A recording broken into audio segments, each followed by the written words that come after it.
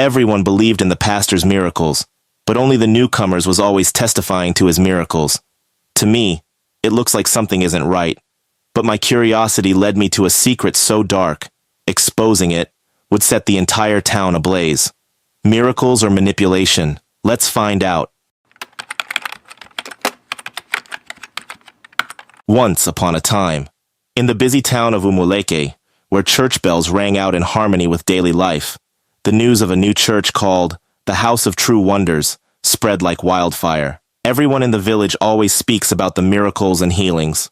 Pastor Gideon, a charismatic man with a voice that commanded attention, claimed to have direct communication with God.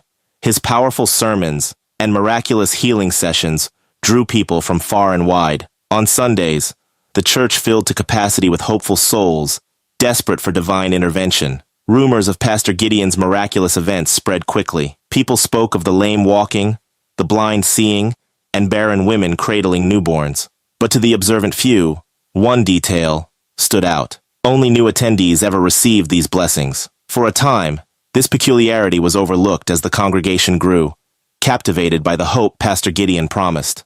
Amara, a bright, perceptive girl with an unyielding curiosity, watched each service with sharp eyes. She noticed that familiar faces in the congregation never received miracles, only the newcomers. Even her own aunt, who attended for months, left each service unchanged, despite fervent prayers. Something about it gnawed at Amara, a feeling she couldn't shake. Determined to understand the truth, Amara began observing closely, paying attention to how each service unfolded. She noted the subtle glances exchanged between the pastor and strangers who miraculously recovered under his touch. It seemed too perfectly staged, too rehearsed. Her heart told her that something was fishy, but she needed proof.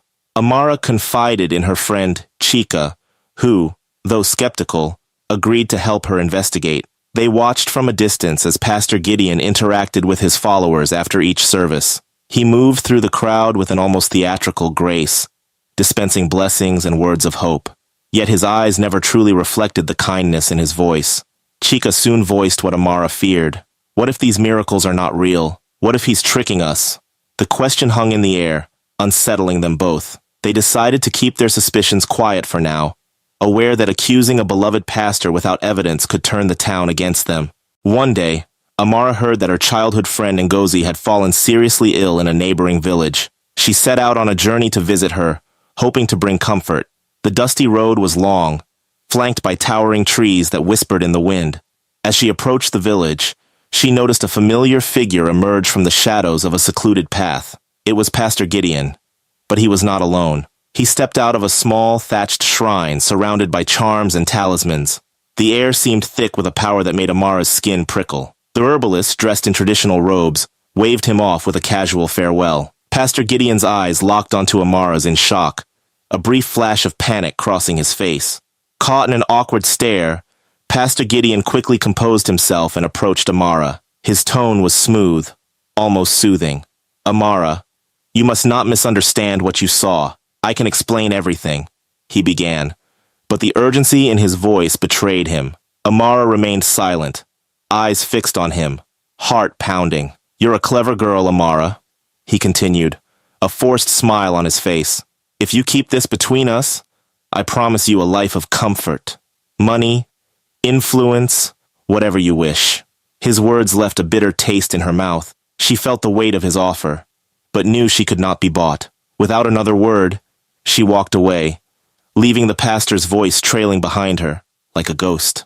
Amara spent days at Ngozi's side, nursing her friend and processing what she had seen. The memory of Pastor Gideon's visit to the shrine played over in her mind, each replay cementing her resolve. She felt a duty to her town, to the faithful people being deceived by a man they trusted, yet she knew that speaking up would be dangerous. Ngozi, though weak, noticed Amara's troubled expression. "What weighs on you, my friend?" she asked one evening. Amara hesitated, then shared her encounter. Ngozi's eyes widened in disbelief. "You have to tell them, Amara. They deserve to know the truth, even if it's painful." It was the push Amara needed to make her decision. As Amara left the village, the air felt heavy with the responsibility she now bore. The sky above seemed darker, mirroring her apprehension. She knew that revealing the truth could unravel the fabric of her community's faith, but silence was no longer an option. Each step she took brought her closer to Umuleke and closer to the moment of revelation. When she reached the town, she went straight to Chika's home and recounted everything she had witnessed. Chika listened with a mix of shock and dread. "This will change everything," he whispered. Amara nodded, determination in her eyes. They agreed to gather others who shared their doubts and reveal the pastor's secret the following Sunday. The day of reckoning arrived. Amara sat in the pews, heart thundering as Pastor Gideon took his place at the pulpit. His sermon was as powerful as ever, filled with stories of sacrifice and divine encounters. But this time, Amara saw through the facade. She exchanged a glance with Chika, who nodded in silent agreement. As the service reached its climax, Amara stood up. "Pastor Gideon," she called, her voice cutting through the air like a blade. The room fell silent. All eyes turned to her, and a flicker of anger flashed across the pastor's face. "I know where you were last week," she said firmly. "I saw you come out of the shrine of the herbalist." Gasps echoed through the hall, and murmurs spread like wildfire. Pastor Gideon's mask cracked, revealing a glimmer of fear. He tried to regain control, forcing a smile. "My dear, you must be mistaken," he began. But Amara stepped forward, unwavering. "I am not mistaken, and I will not be silenced." The weight of her words silenced the room again. Murmurs of doubt became louder. People began recalling the oddities they had once ignored, the scripted way miracles unfolded, the pastor's guarded interactions. Even those who wanted to believe found themselves questioning everything. Pastor Gideon's charm was fading, and the crowd's loyalty shifted from reverence to suspicion. Seeing the crowd turn, Pastor Gideon's composure shattered. But even the most devout members, now riddled with doubt, took a step back. His voice grew defensive, eyes darting for support among his followers. Amara's bravery ignited their buried suspicions, and now they saw him for what he was, a fraud. The pastor's pleas turned desperate. "I only sought to bring hope, to help you believe," he shouted. But his words only fueled the anger rising in the room. Accusations flew, and before long, someone shouted, "Deceiver!" The words struck like lightning, sparking chaos.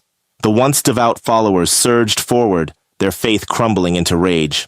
Pandemonium erupted. Someone hurled a stone at the altar, shattering the calm that had once defined the sacred space.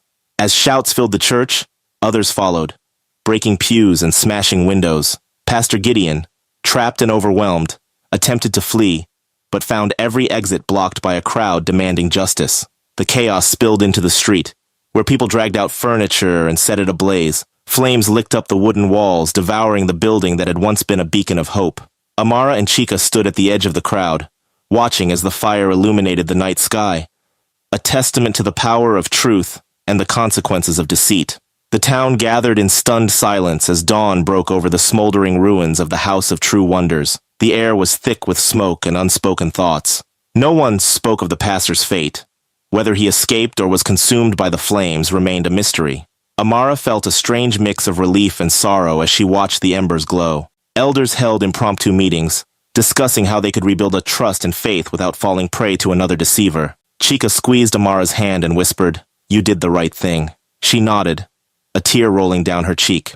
It was the end of an era for Umuleke, but it marked the beginning of a new, cautious chapter in their story. The days that followed were quiet, but filled with purpose. The townspeople gathered to share their stories and support each other. They spoke of how they had felt betrayed, how easy it had been to believe in miracles promised by a man who knew how to play on their faith. But they also spoke of resilience and community. Amara found herself at the center of many conversations. "You open our eyes, child," said Mama Nkechi, a respected elder. "May we never be so blind again." The words humbled Amara, who realized that while the church was gone, the people's faith, bruised but not broken, was finding new ways to heal. New leaders emerged, encouraging townspeople to look inward for strength. They rebuilt a smaller church, not filled with grandeur, but with sincerity. Services became moments of true fellowship, where people spoke from their hearts, shared their hopes, and supported each other without the theatrics of false miracles.